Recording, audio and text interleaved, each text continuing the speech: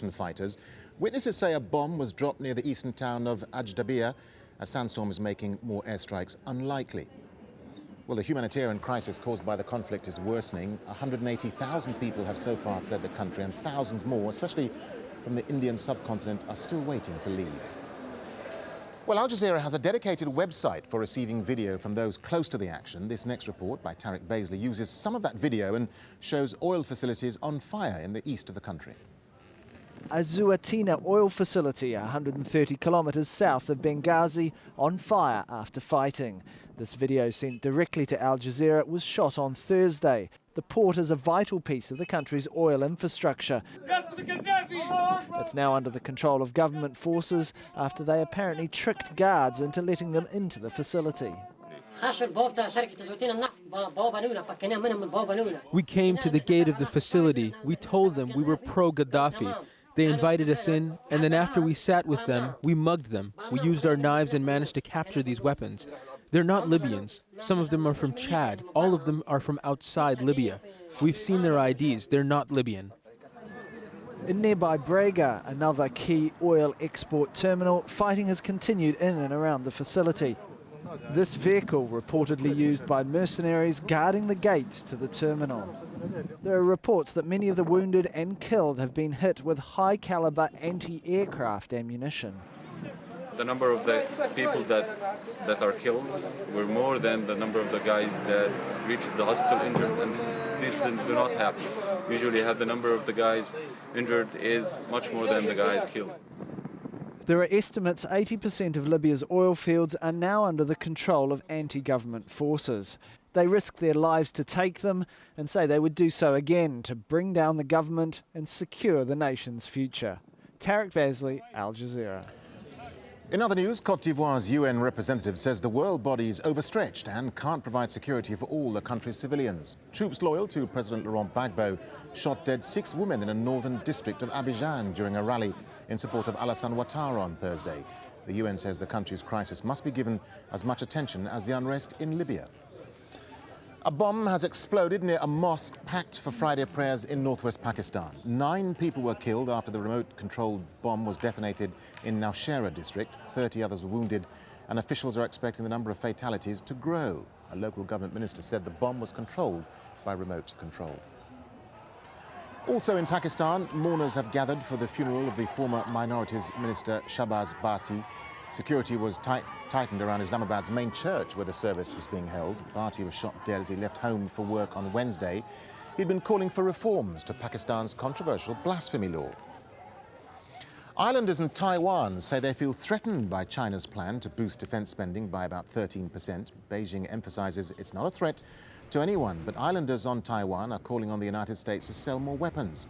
Japan and the Philippines are among other countries alarmed at Chinese warships near their coasts.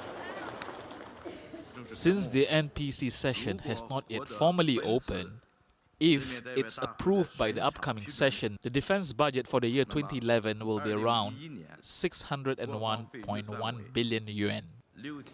And China's military plans, of course, must be rubber-stamped by the annual National People's Congress, which starts on Saturday. China's leaders will also announce other spending plans for the next 5 years. Our Beijing correspondent, Melissa Chan, has more. It's one of the few times of the year when China's leaders make major announcements. The National People's Congress, ostensibly the country's legislative body, but with much of the decision-making made well beforehand. This year, the government's preoccupation will be the economy. Chinese Premier Wen Jiabao has said he would like to see China limit its annual GDP growth to 7%. Given the soaring real estate prices, the government has promised 36 million affordable homes to be built over the next 5 years. Personal income tax will also see a change, with the premier promising it will benefit medium and low-income brackets. It's clear the government is concerned not just with China's growing economy, but with how the money is distributed. It's a shift from a focus on quantity to quality. And then whether that has to do with the environment or geographic distribution of development or income distribution among classes. Inflation is the other big problem here, particularly with food prices, giving people a reason to grumble about the government every day. It would use all the mechanisms at its disposal, interest rates, reserve requirements, even the exchange rate to fight inflation. So on Saturday, when Premier Wen Jiabao takes the podium, it will be to assure the public the government has this under control. This year, the word to watch for will be happy. Already, we're seeing it in state media, a happy China and happy Chinese. It's a government promising more than just the basics to the people, more than prosperity, but also well-being. Melissa Chan, AlJazeera, Beijing. Well, let's just go back to those live pictures and perhaps see if we can split the screen. Two different locations. One, events in Tahrir Square in Cairo, where the new Prime Minister Essam Sharaf has been addressing expectant crowds. Thousands of people poured into Tahrir Square. So those pictures are on the left of your screen.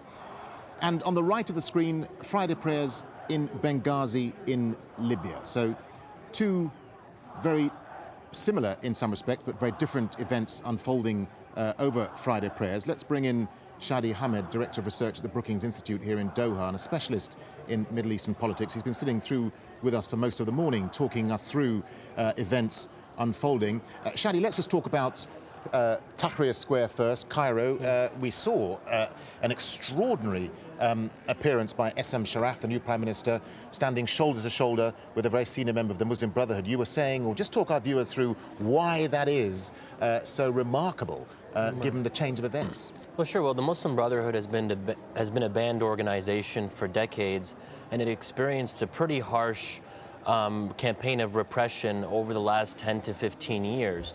And that includes mass imprisonment, seizing of their assets. They've been in a very difficult position as an organization, but now we're seeing a total shift where they're playing an increasingly important and visible role in the new Egypt. And to go from being in prison to being on the stage next to with the head of government, yes, is a remarkable turn of events. But some people will be alarmed by what they've seen, won't they? Oh, certainly. There will be people who will see this as the Brotherhood hijacking the revolution and things of that nature. And I assume that will be the case with some Western officials as well, who are concerned about the rise of Islamist groups throughout the region. But the Brotherhood has made clear time and time again that it has no aspiration to lead Egypt, but that it wants to be a part of a coalition government, and that's probably what we'll end up seeing. Well, you and I were sitting here when Essam Sharaf made that very short speech to the crowd. Let's just listen in to what he had to say earlier.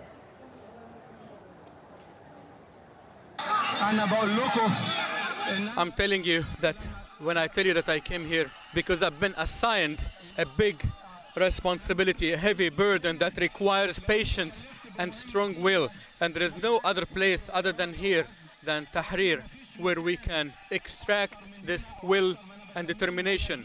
We are with you. You know, it was a very short speech, wasn't it, Shadi, by Essam Sharaf.